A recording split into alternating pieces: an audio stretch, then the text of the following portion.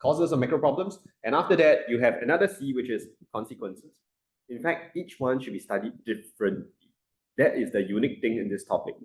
Okay, causes and consequences. Hello, just started. Okay, causes, consequences, and then the next one is cures. Cures to macro problems. Okay.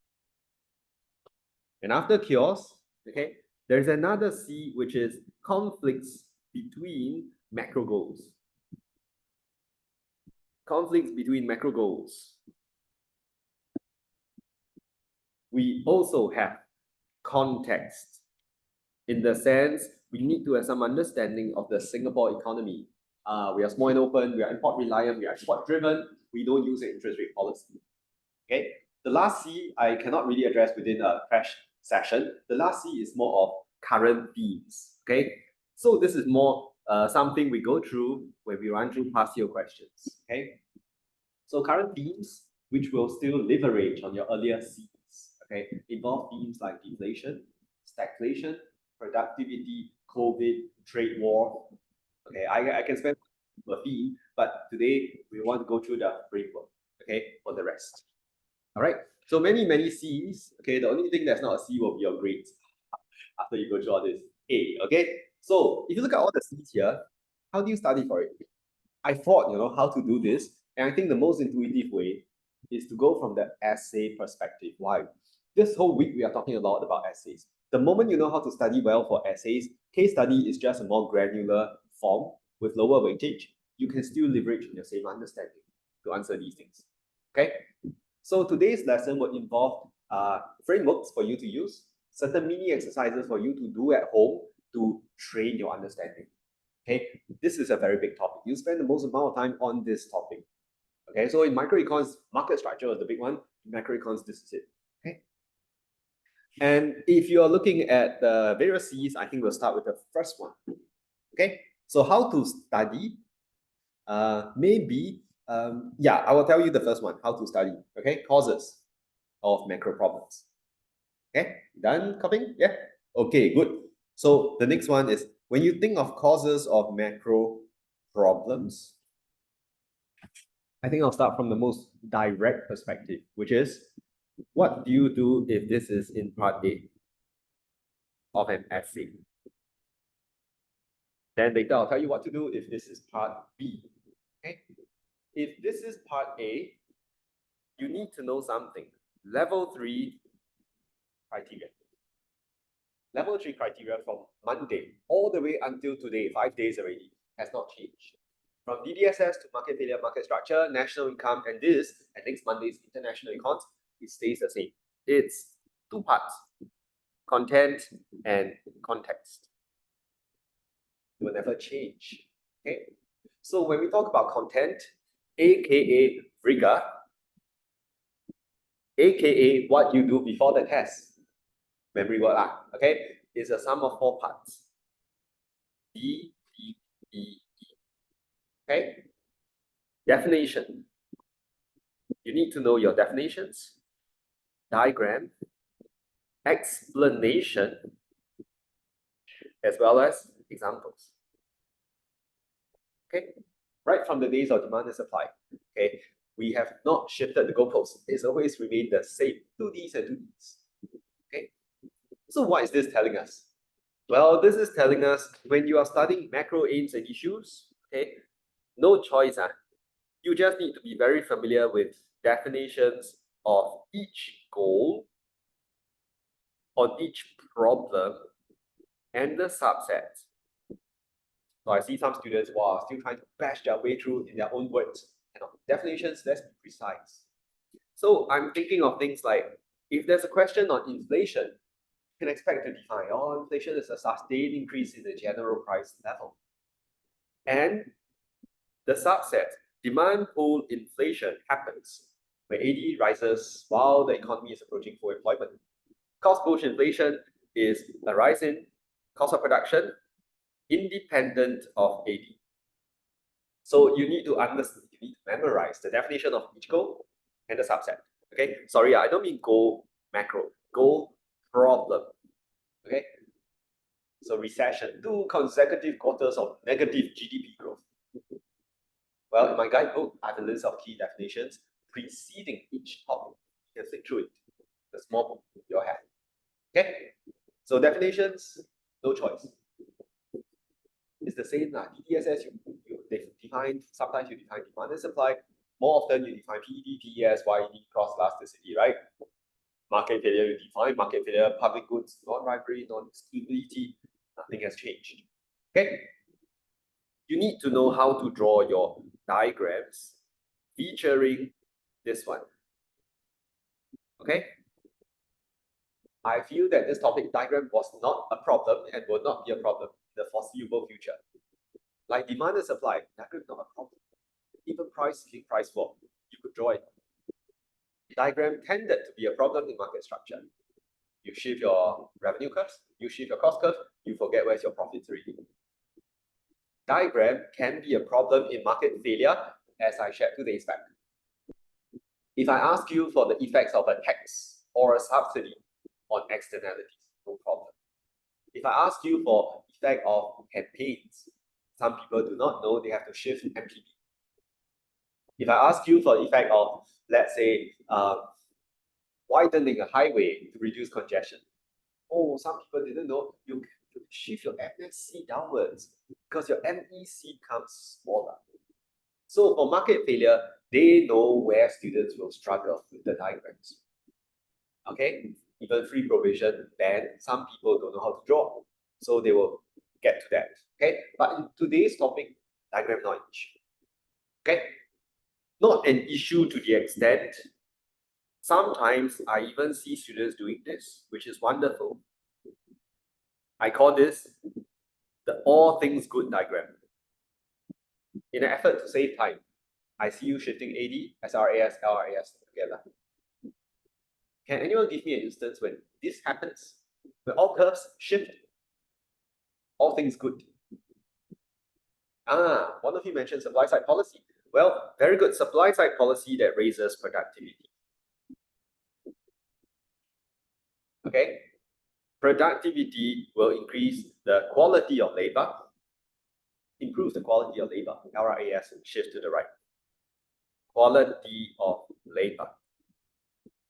That's why I say this is one theme that we go through. Productivity raises investor confidence. Why do you think Dyson wanted to come to Singapore? Not because we are cheap, no? Okay. Productivity raises confidence, AD shifts to the right. Productivity can also lower cost of production, assuming your wages rise at a slower rate. Okay. So this just demonstrates how comfortable we are with the diagram. If it's COVID, all things bad, and you try to make it yourself. Okay? So diagrams, no issue. Explanation, I see some lack of preparation here. Okay? Whenever we explain, we always explain 2 things to get a lot of rigor. The shifts in your diagram. There is rigor. When I say rigor, it's memorized, right?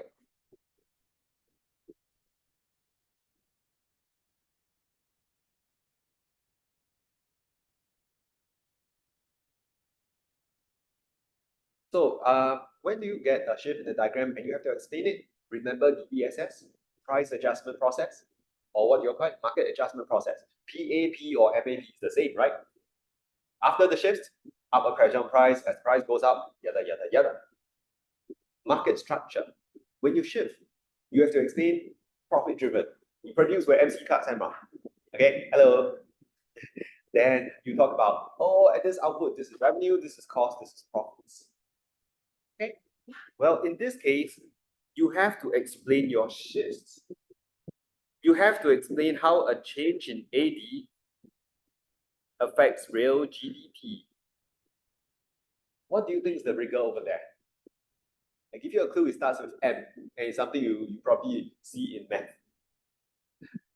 Multiplier. Okay, math, you don't multiply. I was just thinking of multiple. Okay, so this is usually your succinct K Well, yesterday I told you when to use a full K, right? When the question is about circular flow. Okay.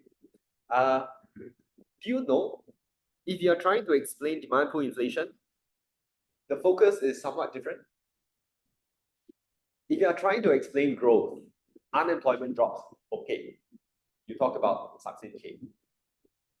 But if you are trying to explain GPL, demand pull inflation, can you all tell me some keywords that should accompany your diagram, like this one? Are we seriously focusing on multiplier? No, because multiplier assumes existence of pair capacity, which is not here. So what are some keywords? Yeah. Very good. Assuming is near full employment, or some notes use the word supply bottlenecks. Any more? If you're near full employment, there will be higher competition. Okay, higher competition for limited FOP, so you have higher COP. At the same time, there will be higher competition for goods and services, therefore higher general price level. Okay, then you go on to say higher COP is hence passed on as higher price. Later I'll show you where to memorize. You need to know how to explain this, or how to explain your change in SRAS, your change in LRAS, depending on whether you're trying to link it to output or to price. Gotta memorize. Okay. So in the whole econ syllabus, don't neglect what you have to explain when it comes to your shifts in the diagrams. Okay. Some of you are from the Wednesday session. Okay. Just to give you a quick look at what we'll be doing during this weekend's class for the regular class students. Just a quick look. On Wednesday, what I went through with them was just to give you a sense of the rigor.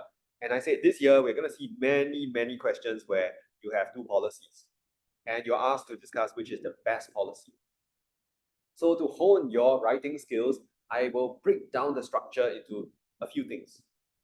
Your diagram, your explanation of the diagram, and your pros and cons. Okay, so those who are coming for the weekend class tomorrow and Sunday, we will be working through specific rigor for different parts. Okay, like market failure, how to explain the workings of a text using this thing called SINA, S-I-N.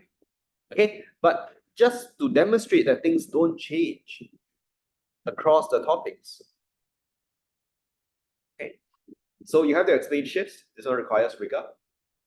You also have to explain your factors with rigor, especially factors affecting AD. You may say, why not AS? AS not much to explain. Higher quality of labor, productive capacity goes up, people can produce more. That's it. But factors affecting AD, you can be sure examiners are looking at your explanation like a hawk. Let's say there's a fall in income tax, and I want to tie it to higher C. Keyword or key term? What should I say? Higher? Think of a dustbin. Very good. Disposable income. Okay? Lower corporate tax. Higher I. Or is it? Some people say lower cost of production. Wrong. We say higher post-tax profitability or profits. Lower interest rates resulting in higher C. This one you all should know. Cheaper to borrow to buy. Big ticket items. Okay? They're all summarized somewhere. Okay? Blah, blah, blah. Okay? So before you embark on this journey to practice questions, make sure you have memorized the rigor here. Otherwise, it's very hollow. Very hollow in the sense, if you're playing a certain sport, you know the skills, you know the strokes, but you don't train out. You don't even have the explosive power, how to win. Okay? Last one, examples, just means let's be very prepared with the examples of what can cause different macro problems.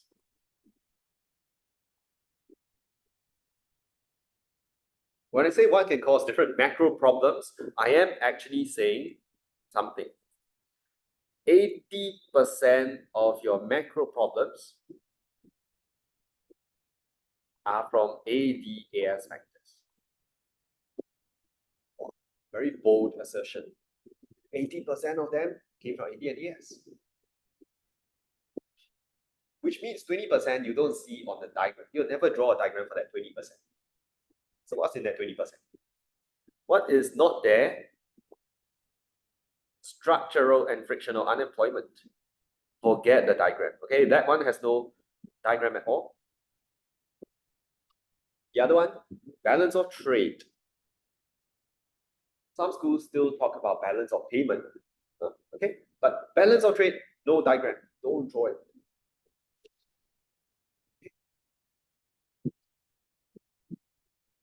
Okay, 80% come from AD and AS. Let's prove it. AD. When it's too high, what's your problem? AD is too high, why is it not good? We call it demand pool, right? Demand pool inflation, very good. Demand pool inflation. When it's too low, you can see as three different things. Low actual growth, even the recession. Okay? High cyclical unemployment. You can even associate this with inflation.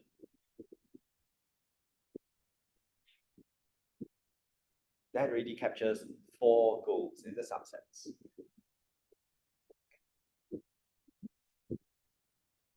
Okay.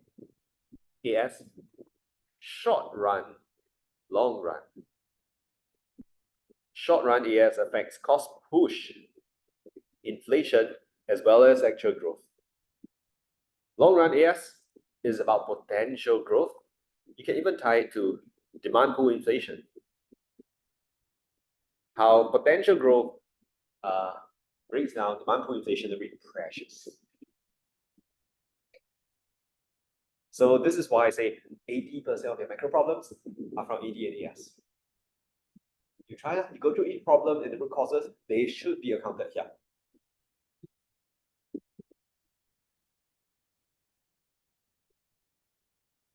I wanted to say this because maybe earlier on, when I told you, wow, you need the rigor, you need the diagrams, some of you feel very sian already. Like there's so much to study. But actually what I'm also saying now is that there's a lot of overlap. Okay, just take a look at my guidebook. Okay, I'll show you the guidebook in a bit. You copy down first.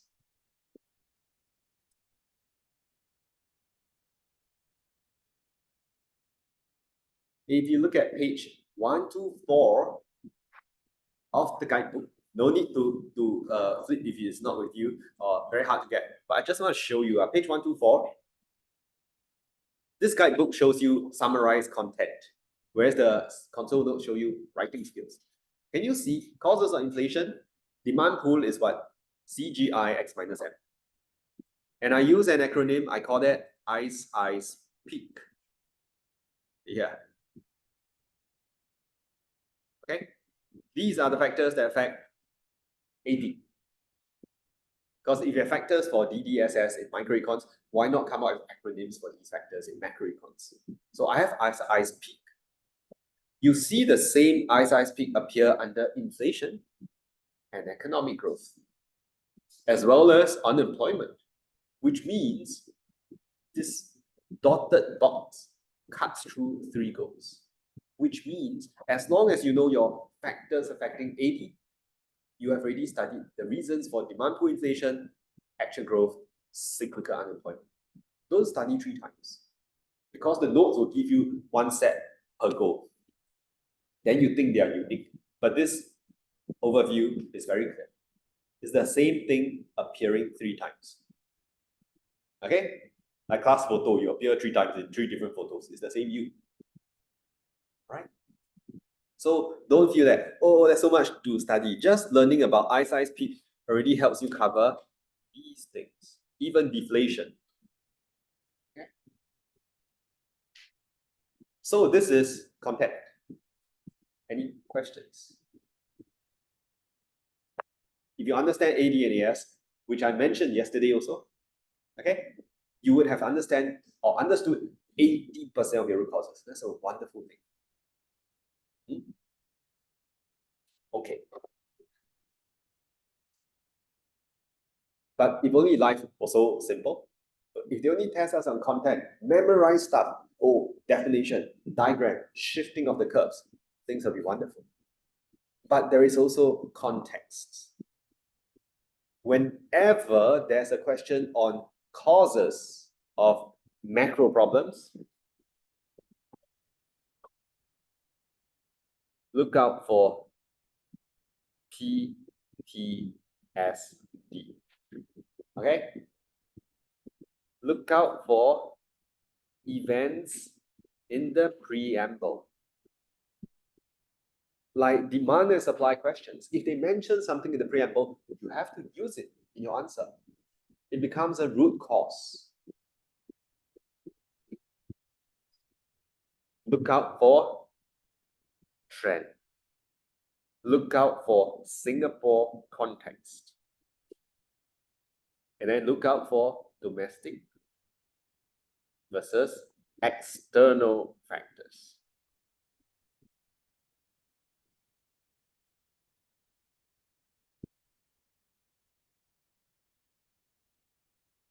Yes, I'll give you some examples. Okay. So to do well for questions on causes, which by the way are very common, DDE, PTSD, and should be fine. Okay. Okay, let me just show you some examples, or I'll just walk through a very simple example. Okay. But before I move on, any questions? No, okay. So, example of a question on causes.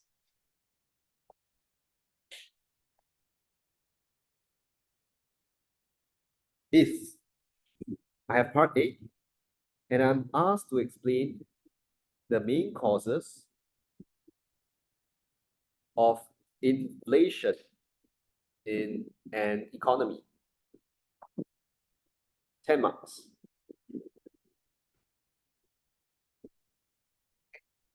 I will likely have an introduction where I'll say inflation is sustained increase in the general price level, and inflation can be demand pull or cost push.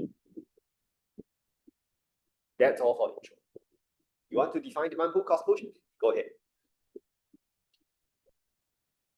Okay. Next paragraph, we call it R1, or some of your schools call it KR1, Key Requirement 1. You will probably want to say demand pull inflation occurs when AD rises while economy is near full employment.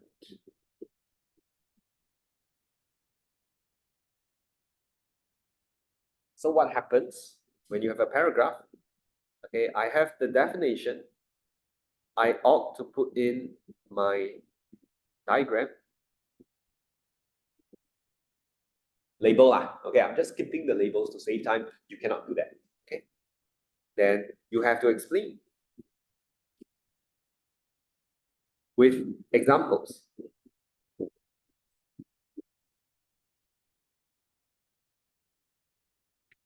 So I would say, for example, if there is a fall in interest rates, C rises because it's cheaper to borrow to buy big ticket items.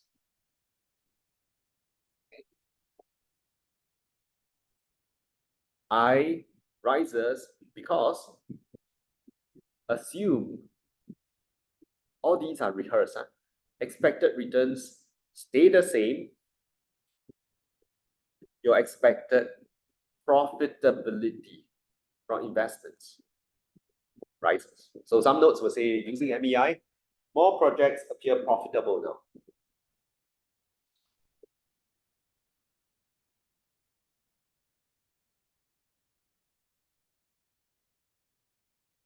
So can you see in terms of explanation, I have explained my factor with rigor, which is all memorized. And I am also going to explain my diagram with rigor, using words like supply bottlenecks. Later, I'll show you where you can find all these, okay? Competition for FOP, competition for the goods and services, blah, blah, blah. If time permits, you can mention the multiplier process first. If time permits. If time doesn't allow, it's better to focus on what's happening on the y-axis. Okay. This probably takes up 1/3 of a page. If your diagram is big, half a page.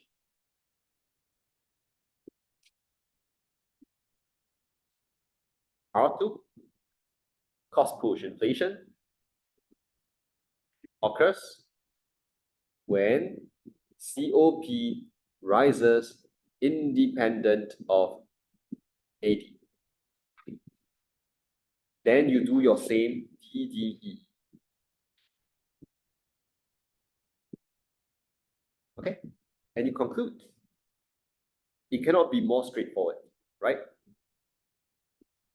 So conclusion, inflation can be from either cause. And which one ultimately still depends on nature and state of economy. Okay. So which one is more prevalent? Depending on nature and state. If I'm near full employment, demand pool is more relevant. If I'm in the recession, I don't think it's demand pool. That's state. Okay. This essay probably takes up about 1 1/3 of a page. That big diagrams, 1.5 pages. Then why are examiners still asking something so obvious? Two reasons. There are a lot of conceptual mistakes that can be made here. Possible mistakes. Because if people don't make mistakes, they shouldn't be asking anymore. Okay? One mistake is also not studying. Okay, but possible mistake, which I saw in the last Thursday's test. Not identifying a root cause.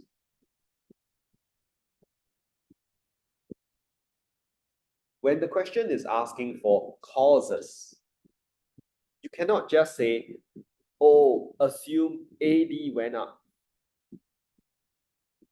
If you just say, assume AD rise, there's demand pull inflation, they will circle this and ask you, why? Give an example, okay? So if you miss out this part, okay, that means they are asking you for examples. This example part is faulty. Okay, one of you asked about context. Yes, I'll bring in context soon because it's very important. Context is important. Okay, so it's a good reminder. Context has to come in. First one, not identifying a root cause. Or if you say, oh, cost push inflation rises, and you don't give an example, not good enough. You know, even if you say, okay, if you say, assume AD rises, okay, or even if you just assume there's higher C, okay, because of higher expectations, they have the right to still say why. So how do you know that you have a root cause? Ideally, you have specified a certain event. Like, if you want to say better expectations, relaxation of COVID lockdowns, relaxation of pandemic measures. This is very standard time. Okay. Okay. Or if you were to assume there's higher price of imports, therefore we have cost push inflation, I can still ask you why. So what can you propose as your example? War in Europe. Gas prices go up. Okay. War in Europe. Higher energy prices. Okay. So recently some of you have been asking, hey, my teacher says we need examples. To what extent should we bring in examples? Well, today I'm going to share with you exactly when examples are needed. Okay. Preferably an event. And that give them nothing to fault. Okay. So this is a very straightforward question. I've just gone through mistake number 1. Second mistake, see whether you can spot this. The second mistake is linking a rise in C to a rise in income due to economic growth or a change in employment.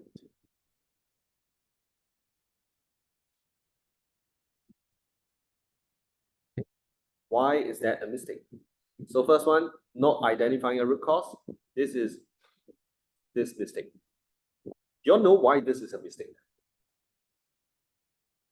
I thought income affects consumption. Economic growth affects income. Employment affects income. So what is wrong? One of you put in a word in Zoom. You said induced. Exactly. You see, this is induced consumption. If it's induced consumption, it cannot be the root cause.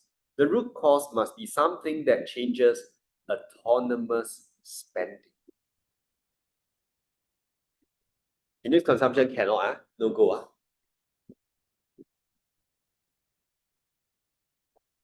But who is not sure why that's induced consumption? Raise your questions freely, because I want to address everything, okay? Every kink, every gap, we deal with it. So anyone? Like, what is this induced consumption? Or we are generally okay? Okay.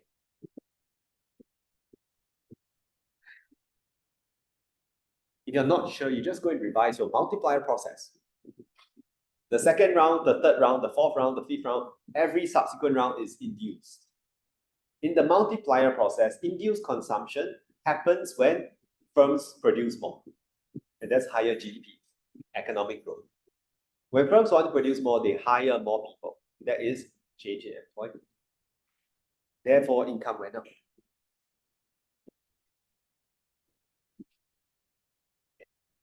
If I can make this very, very explicit, okay, I will do this.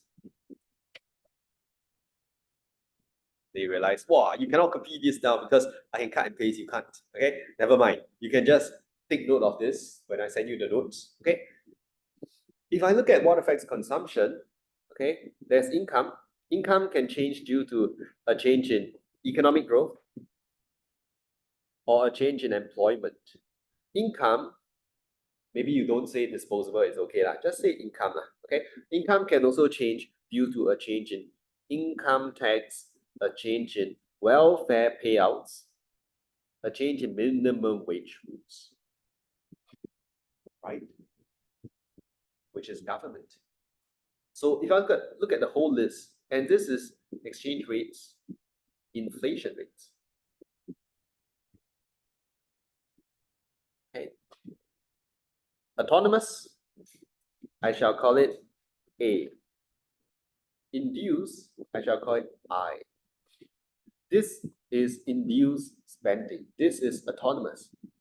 This is autonomous. This is autonomous.